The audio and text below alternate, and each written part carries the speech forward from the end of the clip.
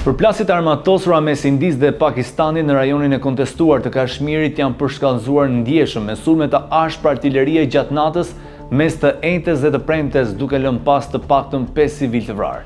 Shkëmbimet e zjarrit nisën pas një sulmi të përgjakshëm më 22 prill në pjesën indiane të Kashmirit, kur vranë 26 civil, kryesisht turistë. India fajsoi Pakistanin për ngjarjen duke akuzuar për mbështetje ndaj grupeve militante, por Islamabadi mohoi çdo përfshirje.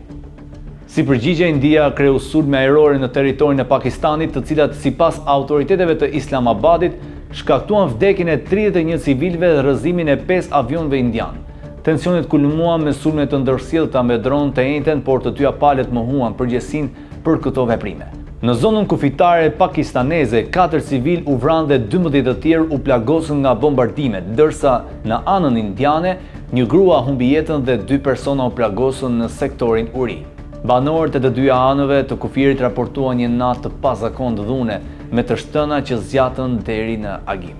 Situata ka nxitur shqetësime për një përshkallëzim të mëtejshëm midis dy shteteve bërthamore, të cilat ka një histori të gjatë konfliktesh mbi rajonin e Kashmirit. Komuniteti ndërkombëtar ka bërë thirrje për vetëpërmbajtje dhe dialog.